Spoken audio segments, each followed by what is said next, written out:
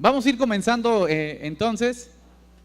Déjenme decirles antes de comenzar a exponer un poquito lo que tengo para el día de hoy, que estamos normalmente reunidos un grupo de personas por alguna razón.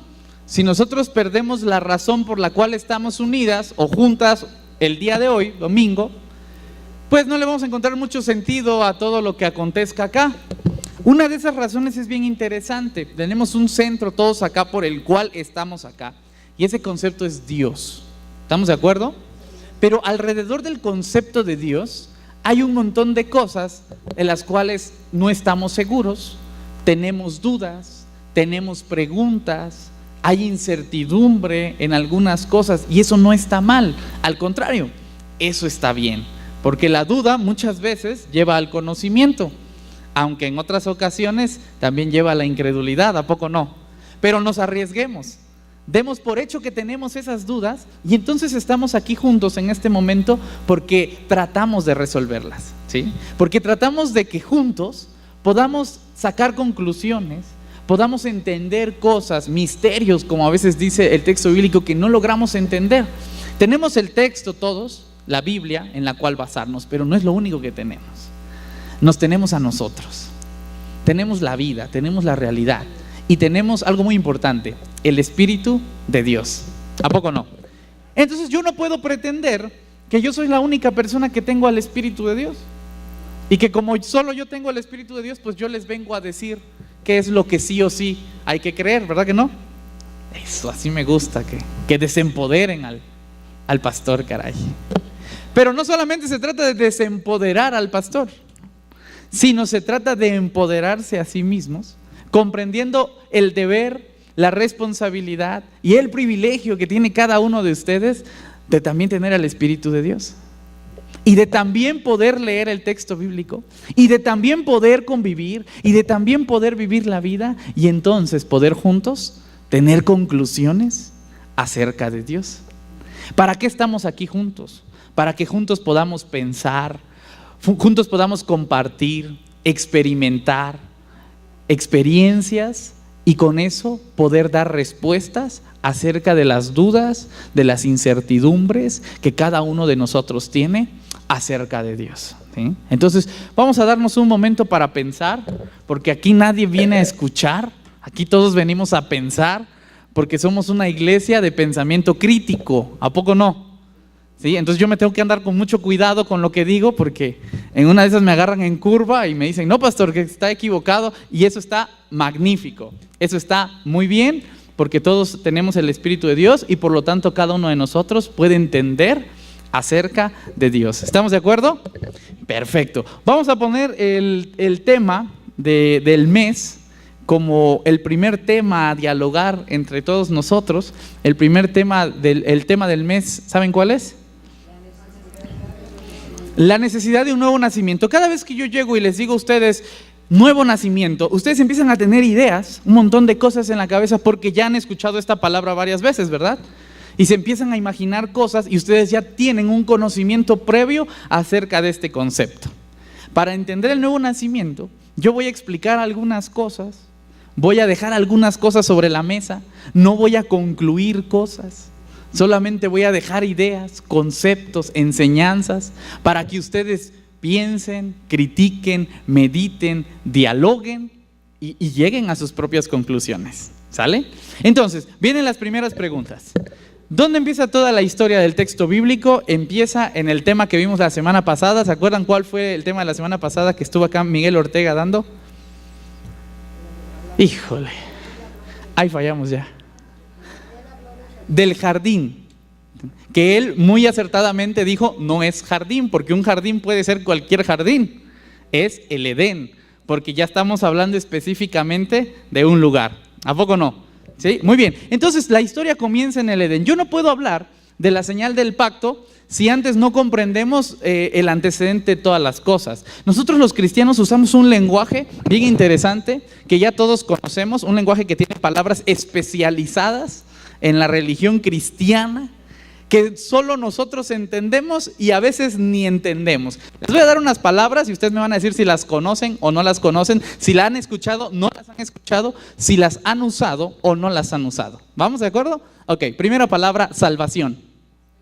¿Sí? Segunda palabra, pecado. ¿Sí? Tercera palabra, gracia. Cuarta palabra, justificación. Quinta palabra, serpiente. Esta es muy buena. Sexta palabra, jardín del Edén. ¿Sí la han también? Séptima palabra, Adán y Eva. ¿Sí han usado todas esas palabras? Octava palabra, el pacto. ¿Y saben qué significan todas esas palabras? ¿Podrían ustedes usar las mismas palabras, diferentes palabras con el mismo significado para que aquella gente que no abre nuestro lenguaje pueda entender lo que nosotros le queremos decir? Vamos a hacer un ejercicio. Supongamos que nadie de acá ha estado en una iglesia nunca y nadie ha escuchado la palabra salvación.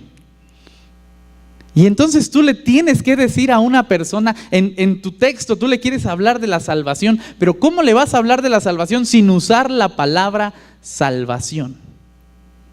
¿Qué otra palabra pones en lugar de la palabra salvación? Restaurar, muy bien. Rescatar, muy bien. Perdonar. Redención, bueno, eso también está como que igual de difícil que salvación, ¿no? Muy bien, pero bien, muy buenas palabras. Ahora, acá hay dos palabras bien interesantes, ¿no? Que es rescatar y ¿qué dijo, hermana? Restaurar. Si nosotros damos por hecho que estamos hablando de rescatar y de restaurar, es porque hay algo que pasó antes, ¿sí? Uno no puede llegar a rescatar algo que no ¿qué? ¿Tú por qué rescatas algo? ¿Qué hay antes de rescatar algo? Algo que está perdido, algo que está secuestrado, ¿sí? Pero algo tiene que haber antes para que tú puedas utilizar la palabra rescate, ¿no? Yo no puedo llegar y darle un abrazo aquí a mi hermana Carmelita y decirle, la estoy rescatando. Decir, ¿de qué? Si yo estoy bien, a mí no me está rescatando de nada. O yo no puedo llegar y decir, los estoy reconstruyendo. Pues, ¿de qué? Si nosotros estamos bien. Uno tiene que entender que hay un antecedente de lo que pasó antes para utilizar la palabra que estamos usando. Entonces yo no puedo llegar con el mundo y decirle, los voy a salvar. Ellos van a decir, ¿de qué? ¿De qué los vamos a salvar? Y entonces usamos otra palabra cristianoida, como yo suelo decir, y decimos, pues del pecado. ¿Y qué es el pecado? ¿Qué es el pecado? ¿Cómo me explicas el pecado con palabras que yo pueda entender y no necesariamente con algo que nosotros utilizamos? ¿Qué quiero decir con todo esto? Bueno, es que la desobediencia a veces es buena. Yo no podría obedecer todo y ustedes no obedecerían todo. Entonces yo no puedo resumir al pecado solo como desobediencia, ¿sí? Porque entonces estaría pecando en muchas ocasiones cuando es bueno desobedecer. No podemos generalizar, necesitamos un lenguaje alterno que nos ayude a entender el evangelio, no como nosotros lo hablamos, sino como ellos lo puedan entender, ¿sí? ¿Qué es el jardín del Edén? Otra gran pregunta, hemos hablado tanto de eso. ¿Qué es Adán? ¿Qué es Eva? ¿Qué es la serpiente? Y hay un montón de figuras religiosas y metafóricas que traemos acá y que las damos por hecho cuando a veces ni siquiera nosotros lo hemos entendido. La necesidad de un nuevo nacimiento es bien importante, pero en una ocasión Jesús estaba predicando con famoso Nicodemo, ¿se acuerdan de esa historia? Y entonces Jesús le dijo que era necesario nacer ¿qué? De nuevo. Y entonces Nicodemo, ¿qué pregunta? Sí, ¿y yo cómo me meto al vientre de mi mamá otra vez? Le dice a Jesús. Y nosotros hoy nos reímos, ¿verdad? Y decimos, ay, ese Nicodemo ingenuo, ¿no? Capaz que hasta se echó un chiste y no lo dijo en serio. Porque de verdad estamos tan empapados de nuestro lenguaje que a nosotros se nos hace ingenuo preguntar qué es nacer de nuevo. Sin embargo, muchas veces ni siquiera sabemos explicar en qué consiste nacer de nuevo.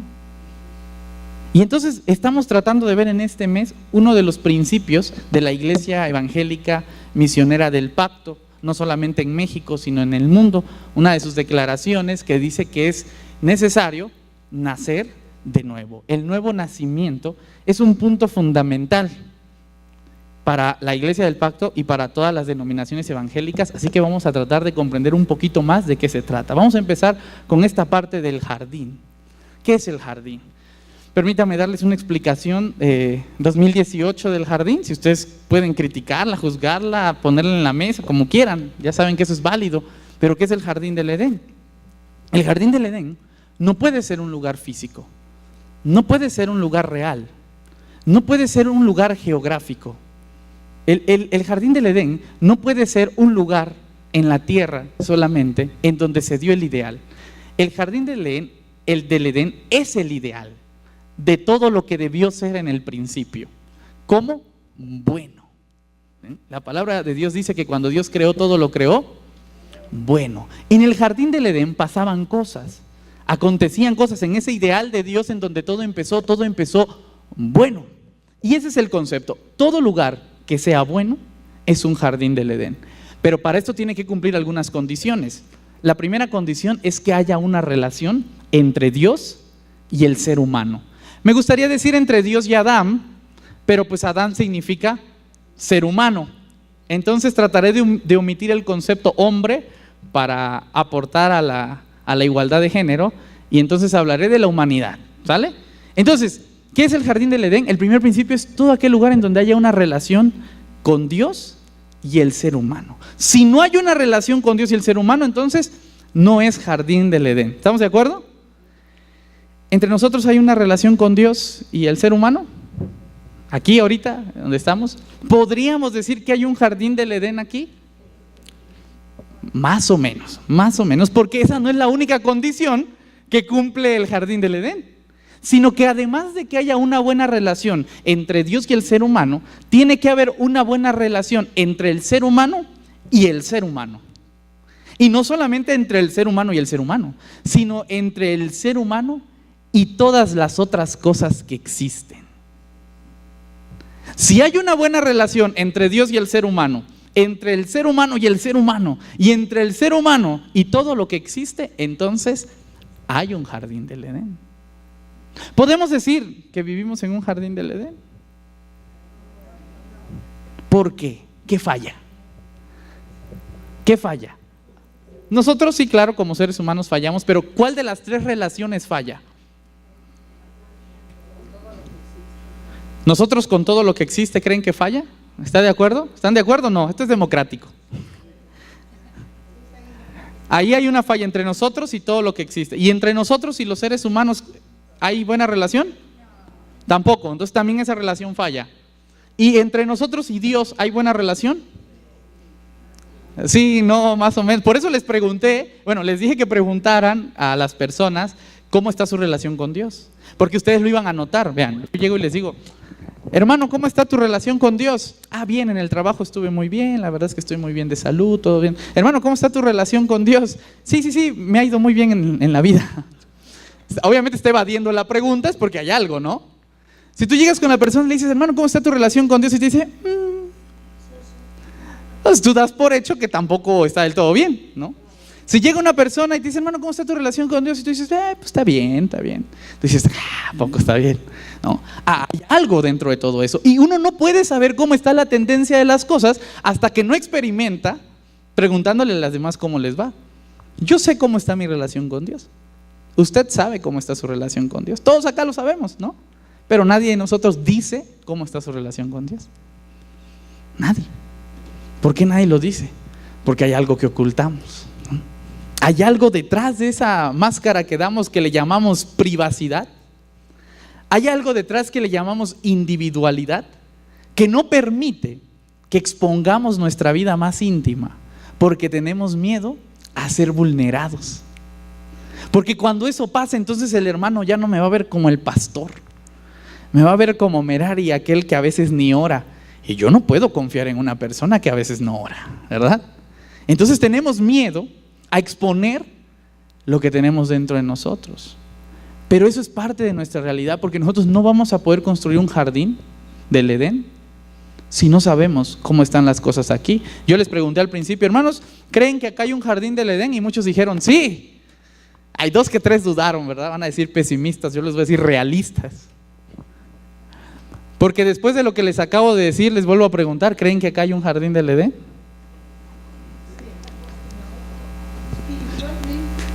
Y quién sabe si espiritualmente, ¿eh?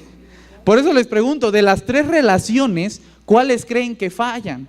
Fuimos muy conscientes al decir rápidamente, el ser humano con todas las cosas falla. Pues claro, la jirafa ha sido declarada en peligro de extinción ya. Por supuesto que estamos fallando en nuestra relación con el ser humano y todas las demás cosas, ¿o no? Creo que eso es obvio.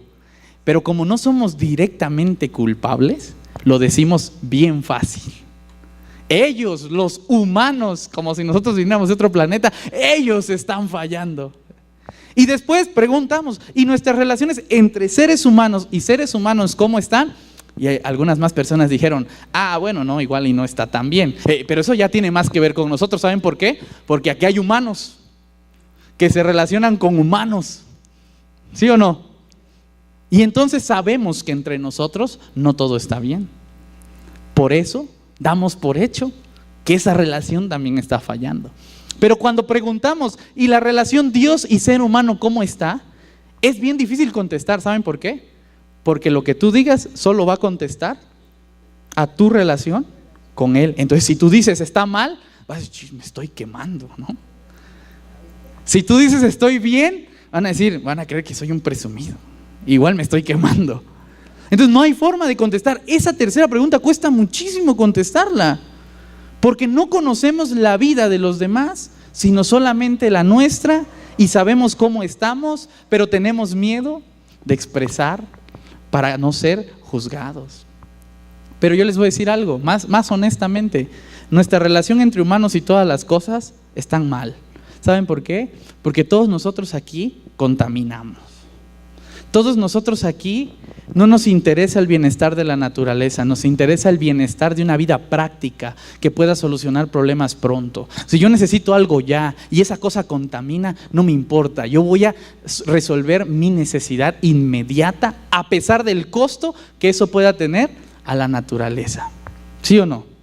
Las relaciones entre seres humanos también están mal, hermanos, porque uno siempre está viendo por su necesidad, por su deseo, por uno mismo, y no está viendo por lo que los demás necesitan, por lo que es bueno para todos. Lo que es bueno para mí es lo que me interesa, no lo que es bueno para todos. Ese también es un gran problema entre seres humanos y entre seres humanos. Y entre relación con Dios y nosotros, también es evidente que no está bien, porque si esa primera estuviera bien, las demás estarían bien. Pero no lo están, y eso solo es muestra de una cosa: la relación con Dios y con nosotros también está fallando. ¿Qué quiero decirles con todo esto, hermanos? Que seguimos expulsados del jardín del Edén. Seguimos fuera del jardín del Edén. En la prédica de Miguelito decía, a mí me hubiera gustado conocer el jardín para contarlo desde mi perspectiva, para contarles cómo fue, porque aquí tenemos la perspectiva del jardín de los que escribieron Génesis, ¿verdad? Nadie de ustedes ha vuelto a nacer en el jardín, no tienen la menor idea de qué es vivir sin miedo, ¿no? Ustedes no tienen la menor idea de qué es vivir con seguridad. Ustedes no tienen la menor idea de qué es vivir sin pobreza. No tienen la menor idea de qué es vivir sin igualdad. No tienen la menor idea de qué es vivir en un mundo de amor. ¿Saben por qué? Porque no hemos construido ese mundo. Porque hemos aprendido a sobrevivir fuera del jardín del Edén, que es diferente a querer vivir en el jardín del Edén. ¿Estamos de acuerdo? Entonces, hermanos, ¿qué es el jardín del Edén? Es ese lugar en donde hay una buena relación con Dios, una buena relación entre los seres humanos y una buena relación entre el ser humano y todas las cosas. Cuando eso se cumpla, ¿saben qué va a haber? Un jardín del Edén. Ahora viene esta pregunta bien interesante: ¿qué es la salvación? Y se los voy a resumir con todo lo que les he dicho. La salvación es volver al jardín del Edén. Eso es la salvación. Cuando tú le dices a una persona que sea salva, le estás invitando a que tenga una buena relación con Dios, ¿a poco no? Pero además la tienes que estar invitando a que tenga una buena relación entre los seres humanos, ¿a poco no? pero además la tienes que estar invitando a que tenga una buena relación con todas las demás cosas que no son seres humanos. Si no, no lo estás invitando a una verdadera salvación. Lo estás invitando a una institución religiosa que va a ver por el bienestar de su institución, pero no por el bienestar del reino de Dios. ¿Y saben qué tenemos como iglesia, hermanos? Una institución religiosa que ve por el bienestar de la institución, pero no por el bienestar del reino de Dios. Y entonces, hermanos, por eso no vivimos en un jardín. Vivimos todavía fuera del jardín. ¿Sí? Esa es la realidad de todos nosotros. Por eso ya tenemos ahora cómo entender el jardín del Edén. Ya también tenemos ahí el concepto de salvación. ¿Cuántos de ustedes quieren ser salvos? ¿Sí? Amén. ¿Cuántos de ustedes ya empezaron a vivir su salvación? ¿Sí? Es que quiere decir que ya se llevan bien con algunos humanos, ¿no? Con Dios, ya son más conscientes de lo que pasa con las otras cosas que no son seres humanos. Ya vamos empezando a vivir nuestra salvación, pero eso no es la salvación. ¿Sí? Es el principio de esa salvación. ¿Sale? ¿Va quedando más o menos claro? Entonces, cuando Dios expulsa al ser humano del jardín del Edén, le está quitando todo eso.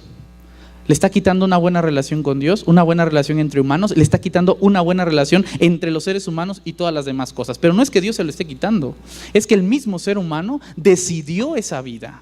Es como si yo te dijera, hermano, tú tienes dos opciones: vivir en el jardín o vivir fuera del jardín. ¿Qué quieren? No sé, es pregunta. Sí pueden contestar.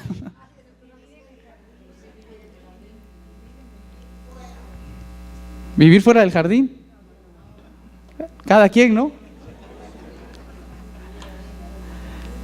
Y el problema está en que muchas veces nosotros somos tan dualistas en nuestro concepto que aunque digamos quiero vivir en el jardín, vivimos como si viviéramos fuera del jardín. ¿Sí?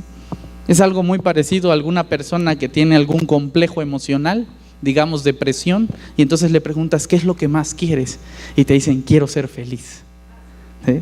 Y cuando está en el momento de ser feliz, en lugar de aprovechar esa felicidad, se vuelve a deprimir. Y dice, ay, es que extraño cuando estaba allá. Somos tan dualistas en nuestro concepto que aunque queremos un ideal, aunque tenemos una meta, aunque sabemos qué es lo que todos acá soñamos, no buscamos eso. Queremos seguir sobreviviendo con lo que ya tenemos. Y eso no es de nosotros, hermanos. De hecho, esta es una herencia religiosa que nos han dado nuestros antepasados teológicos por 2000 años. Esto no es nuevo. Esta iglesia no apareció de la nada. Este movimiento llamado cristiano lleva 2000 años de existir. ¿Qué quiere decir esto? Que lleva 2000 años sin tratar de construir el jardín. Imagínate lo que hubiéramos hecho en 2000 años. Por lo menos un huertito ya tendríamos, ¿no? Unos tomates ya cosecharíamos, unas lechuguitas.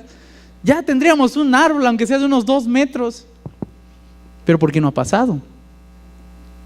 Porque no hemos querido construir el jardín. Entonces Dios crea un jardín, pone un jardín, y el ser humano llega con una fogata y le prende fuego a todo el jardín, hace un incendio forestal, lo destruye todo, mata todo, aniquila el jardín, y cuando ya no hay jardín le dice a Dios, Dios, ¿y ahora qué hago?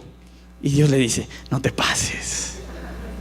O sea, te di todo, lo destruiste, ¿y qué quieres? ¿Que te dé otro jardín? ¿Para que lo destruyas otra vez? ¿Para eso quieren el reino de Dios? ¿Para eso quieren la nueva Jerusalén? ¿Para eso se quieren ir al cielo, hermanos? ¿Para destruirlo también? Entonces, ¿para qué lo queremos? ¿Para qué se quieren ir al cielo? Se quieren ir porque allá está bonito, aquí está bien feo, y ya no quieren vivir aquí, prefieren vivir allá. La sorpresa es que cuando ustedes se vayan a vivir allá, van a destruir el cielo.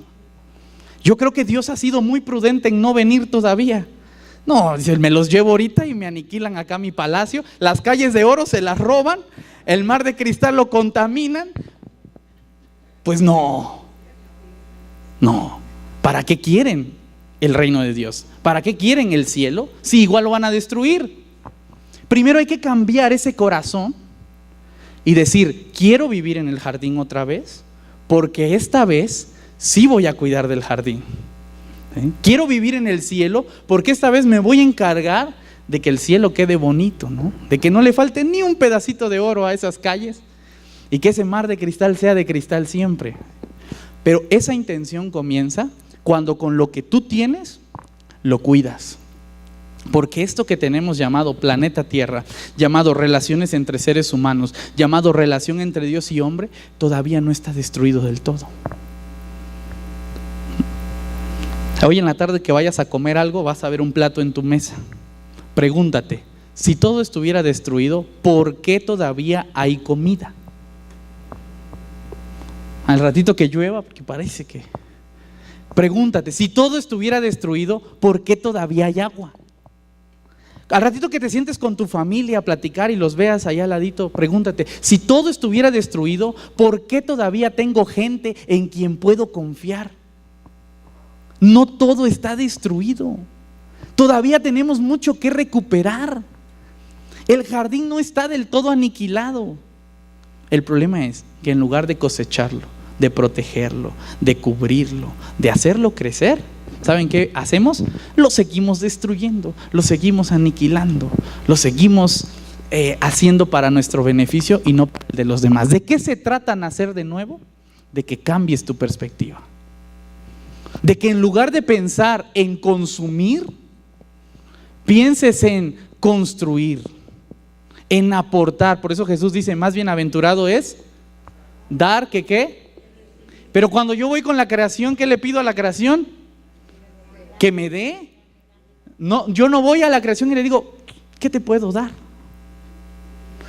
Cuando voy con las otras personas y estamos en una relación, uno siempre está buscando cuál es su beneficio, cuál es su provecho de tener esa relación con esa persona. Y entonces está pensando en qué va a recibir de esa relación en lugar de qué puede aportar a esa relación. Cuando venimos a una iglesia, ¿qué decimos? Vamos a ver qué tiene Dios para mí. ¿Sí? Cuando vamos a escuchar a una iglesia, vamos a ver qué recibimos. Cuando vamos a una iglesia decimos, vamos a ver si esa iglesia nos gusta. Porque venimos con la idea de recibir. Pero ¿cuántos vamos con la iglesia con la idea de dar? ¿Sí? Hoy me voy a despertar y digo, vamos a ver qué voy a dar hoy a la iglesia. Estoy atento. A ver qué hace falta para que yo dé algo.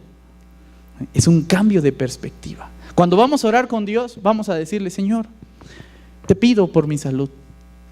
Te pido por mi trabajo, te pido por el mundo, te pido por la iglesia, te pido por el culto, te pido por...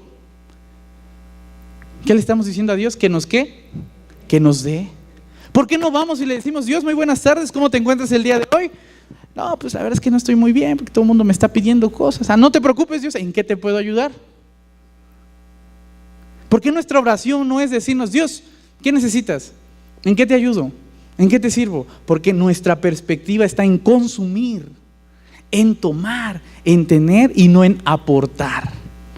Por eso Jesús decía, más bienaventurado es dar que recibir, hermanos. ¿De qué se trata un nuevo nacimiento? De un cambio de perspectiva. Y el cambio de perspectiva fundamental está en ser como Jesús. ¿Qué es ser como Jesús? ¿Morir todos? ¿Crucificarnos todos? ¿Ser pobres y carpinteros todos? No. La perspectiva de ser como Jesús es decir, que doy antes de que recibo. El que es capaz de hacer eso, está viviendo como Jesús. No es tan difícil. Bueno, a veces sí, cuando se trata de dinero.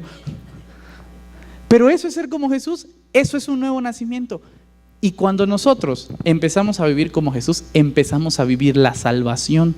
¿Saben por qué? Porque entonces nos preocupamos por reconstruir el jardín y no por consumir el jardín. Ese es el nuevo nacimiento.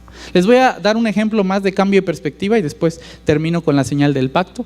Cambio de perspectiva del nuevo nacimiento es el siguiente. Cuando Jesús venga, ¿qué va a pasar? ¿Qué se imaginan ustedes que va a pasar cuando Jesús regrese? ¿Va a qué? ¿Nos va a ayudar? ¿Nos va a juzgar? Estaba mejor ayudar. ¿Qué más va a pasar cuando Jesús regrese? ¿Va a escoger? ¿Va a llorar? Yo estoy contigo, Lucy. Va a llorar, sí. Sí, es muy interesante cómo la cultura cristiana ha creado un mito alrededor del regreso de Jesús. El mito más o menos es el siguiente: cuando Jesús venga, va a eliminar toda la pobreza. Cuando Jesús venga, va a eliminar toda la corrupción. Cuando Jesús venga, va a eliminar toda la inseguridad, toda la maldad. Cuando Jesús venga, va a restaurar todas las cosas. ¿A poco no decimos eso? ¿A poco no hemos enseñado eso? ¿Sí o no? ¿Sí? ¿Por qué lo tiene que hacer Él si Él no lo destruyó? Es como cuando yo estoy en la casa, mis papás me dejan la casa sola y yo digo, fiesta, pues casa sola, pues fiesta, ¿no? Destruimos todo y yo me paro al otro día y digo, pues cuando venga mi papá Él lo va a reparar todo. ¿Les gustaría tener un hijo así? ¿Por qué son hijos así? Si no les gustaría tener hijos así, ¿por qué ustedes como hijos son así? ¿Por qué ustedes están diciendo, ay, cuando venga papá, bien juniors, ¿no? Ay, cuando venga papá, Él lo paga todo. Y aguacate, ¿no? Les da propina y todo. Él lo paga, Él tiene de sobra, todo lo tiene. ¿Por qué? ¿Por qué papá lo tiene que hacer? ¿Por qué papá lo tiene que resolver si nosotros lo destruimos? Y en esto tiene que ver la parábola de los talentos. Cuando el Señor se fue, le dejó un talento, ¿no?, a la iglesia, se las voy a parafrasear. Y cuando Él venga, espera que le devuelvas ¿qué? Más. ¿Quién dijo más? Todos acá dijeron más. Ahora sí todos dijeron más. Ni siquiera está esperando que le devuelvas lo mismo que te dio. ¿Te das cuenta?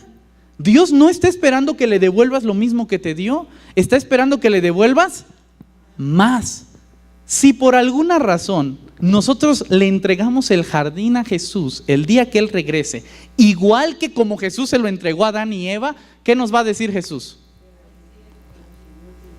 Nos va a decir, siervo inútil, ¿sabías que yo cosecho en donde no sembré? Por lo tanto debiste haber dado tu talento a los banqueros y ellos cuando yo regresara me lo hubieran dado mi talento más los ¿qué? Los intereses. Solo por ponerlo así de trágico, ¿no? Imagínense que nada más demos como se lo dejaron a Adán y a Eva. ¿Cómo nos iría? Nos iría mal, ¿a poco no? Y nos diría, fuera, allá será el lloro y el crujir de dientes. ¿No nos diría eso? ¿No dice eso la parábola de los talentos? ¿Sí? ¿Creen que tenemos qué porcentaje del jardín que le dieron a Adán y a Eva? ¿El 50%? ¿El 40%? ¿El 20%? ¿El 10%? ¿Qué tanto nos queda de lo que le dio Dios a Eva? ¿1 centavo? ¿10 centavos? ¿20 centavos? ¿Cuánto nos quedan del talento que le dieron a Adán y a Eva? Si dándole lo mismo el Señor se enfadó, imagínate que le demos menos. Eso se llama cambio de perspectiva. Porque a partir de este momento yo ya no espero la llegada de Jesús como aquel que me viene a salvar y cambiar todo. Ahora espero la llegada de Jesús como aquel que me va a pedir cuentas de todo lo que me dio. Eso me convierte en un cristiano responsable, activo, un cristiano maduro, que sabe que tiene una responsabilidad, no un niño fluctuante en la fe, que es llevado por todo viento de doctrina, sino en un adulto, un maestro, que sabe cuál es su responsabilidad. Hermanos, ¿qué tipo de cristianos quieren ser? ¿Esos niños que esperan que el papá les resuelva todo? ¿O esos adultos que saben que tienen que dar cuentas a aquel que les dejó todo? ¿Qué tipo de cristianos queremos ser? Esa es la gran pregunta, porque en la medida en la que nosotros tomemos una decisión, porque acuérdense que somos una familia, ¿no? Entonces como familia tenemos que tomar una decisión, ¿qué tipo de cristianos queremos ser? Porque eso es lo que nosotros vamos a enseñar. Allá afuera nosotros le vamos a decir a un hermano, hermano, véngase a nuestra iglesia, lo invitamos, pase usted. Pero aquí, hermanos, ¿qué crees? Con la pena tengo que notificarte que en esta iglesia estamos intentando ser cristianos maduros. Estamos intentando ser adultos, no niños. Entonces aquí no vamos a permitir que alguien se quede sentado solo a recibir. Aquí venimos a aportar, no por el bienestar de la institución, por el bienestar de todo ese mundo que está echado a perder por culpa de gente que no se hace responsable de lo que nos toca, de esta vida. Por por eso yo les pregunto a ustedes, porque bueno, yo hoy soy pastor de ustedes, yo hoy puedo hablar en nombre de todos ustedes, si ustedes me lo permiten, ¿verdad? Y yo puedo decir que esa es nuestra perspectiva, pero si ustedes no van a respaldar esta perspectiva, yo voy a quedar como mentiroso. Así, a mí el pastor me invitó a una iglesia acá, dice que todos hacen todo y ven. ¿Sí? Por eso yo hoy llamo al diálogo, llamo al acuerdo, les pregunto en una especie de referéndum, porque pues está de moda, decirles, ¿qué quieren, familia? Ustedes me dan su perspectiva, porque es bien válido decir, mira pastor, no nos molestes, la verdad es que nosotros queremos ser niños, porque la leche sabe bien, porque que nos atiendan está padre, porque que nos den todo está bonito, no nos molestes, aquí somos niños. Y entonces ya sería yo muy incongruente en permanecer en un lugar en el cual no quiero estar. ¿Están de acuerdo? También sería muy incongruente que ustedes permanecieran en un lugar en el cual no quieren estar. Si esta iglesia es una iglesia para adultos, los niños no van a entrar. Si esta iglesia es una iglesia para niños, los adultos no van a entrar. ¿Ven qué lógico soy? Sí, si no siempre tiro choros, a veces pienso un poquito lo que digo, hermanos. Es sencillo. Tenemos que pensar qué queremos. Dios sabía qué quería. Y Dios dijo, estos muchachos, todos estos seres humanos se salieron del jardín, pero yo para ellos quiero un jardín. Y entonces Dios lo que está haciendo desde que ellos se salieron es enseñarles a los seres humanos cómo regresar al jardín. ¿Para qué vino Jesús? Para enseñarle a los seres humanos cómo regresar al jardín. ¿Para qué existen las iglesias? Para enseñarle a los seres humanos cómo regresar al jardín. ¿Para qué existen los pastores? Para enseñarle a los seres humanos cómo regresar al jardín. ¿Para qué existe la congregación? Para decirle a los pastores que dejen de andar diciendo cosas que no tienen sentido y que le enseñen a la iglesia cómo regresar al jardín. Bien sencillo. ¿Sí está sencillo o no? No está sencillo. Bueno, entonces Dios inicia un plan estratégico como buen empresario que es de todo lo que ha creado. Y el plan estratégico de Dios es el siguiente: voy a hacer un trato, un acuerdo, un pacto con la humanidad, para que a partir de ese pacto la gente empiece a regresar al jardín del Edén. Ese pacto es el que leímos con Abraham, y hoy solo voy a leer algunos versículos porque todo el mes vamos a estar hablando de esto, pero estos versículos son muy importantes para entrar al pacto. Génesis 17, 1. Era Abraham de edad de 99 años cuando le apareció Jehová y le dijo: yo soy el Dios todopoderoso, anda delante de mí y sé perfecto, y pondré mi pacto entre tú y yo y te multiplicaré en gran manera. Ese es el pacto. No es cada vez que usted va a hacer un pacto, un acuerdo, un contrato, hasta un matrimonio. Eso lleva cláusulas, ¿sí o no? Y lleva si tú haces esto, entonces yo hago esto. Una cláusula no escrita de un matrimonio básicamente va más o menos así: si tú me engañas, yo te dejo. Eso no está escrito en ningún lugar, pero es estrictamente práctico y real. ¿A poco no? ¿Sí? Dentro de las cláusulas de un matrimonio estás: si te casas conmigo, te casas con todos mis problemas, con todos mis prejuicios, con todos mis traumas psicológicos, emocionales, y con mi familia también. Y entonces uno va entrándole así como, puede que sí, puede que no, pero uno ya sabe dónde están los sí, los no. Dentro de los contratos no escritos hay cláusulas que sabemos que existen. Ese famoso dicho en el matrimonio que dice: porque yo estaré contigo en las buenas y en las malas. ¿Se cumple o no se cumple? Ustedes están casados, yo, miren. Voy a estar contigo en la abundancia y en la escasez. ¿Qué pasa si una parte del matrimonio no está en la escasez, solo está en la abundancia? ¿Qué pasa con el contrato? Se empieza a romper, ¿no? ¿Qué pasa si una persona dentro del contrato no es capaz de cumplir el contrato? se rompe. Pero la llevemos a algo más práctico. ¿Qué pasa si antes del contrato yo me doy cuenta que no me interesa, que no lo voy a poder cumplir? ¿Qué haces? ¿No? Cambian el contrato mejor. No, pues uno no le entra a participar de algo que sabe que no va a poder comprar. Si yo veo un celular y digo, ese celular me cuesta 10,000 pesos, y si lo compro a 24 meses con intereses me va a terminar costando 80,000 pesos. Digo, no, pues mejor no lo compro. ¿Sí? Estoy viendo si voy a alcanzar a cubrir todo lo que el contrato me exige. ¿Estamos de acuerdo o no estamos de acuerdo? Pues muy bien, con Dios es lo mismo. Hay un contrato que se llama pacto, el cual tiene una cláusula antes de comenzar, y todos nosotros los que dijimos, sí, somos salvos, tenemos que ver si nos va a alcanzar para pagarlo. ¿Qué dice la cláusula? Anda delante de mí y sé perfecto.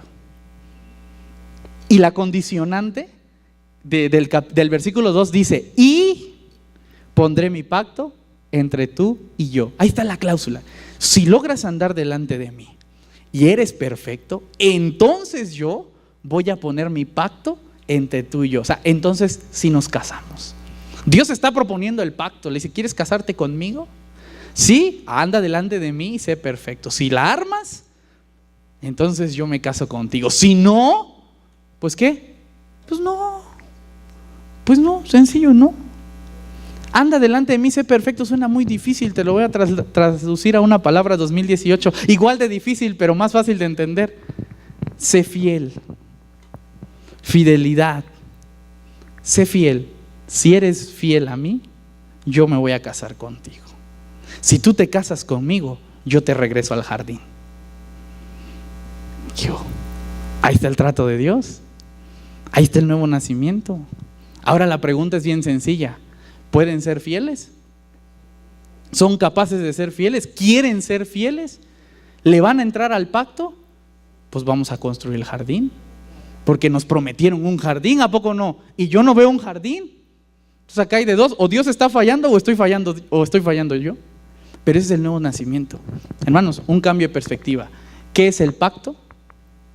Iniciar el proceso de la reconstrucción del jardín, porque es parte del plan de Dios. Toda persona que esté dentro del pacto está estrictamente obligada a reconstruir, a plantar por lo menos un arbolito.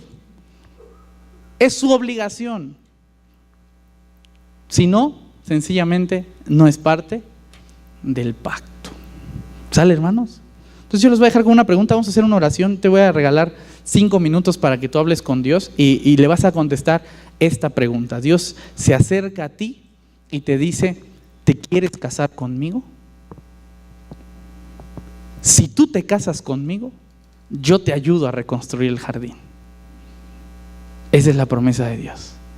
Pero ahora quiero que tú ahí en tu lugar, porque acuérdense que somos personas críticas, pensantes, que cada uno valore si quiere, si puede hacerlo, y que hable con Dios.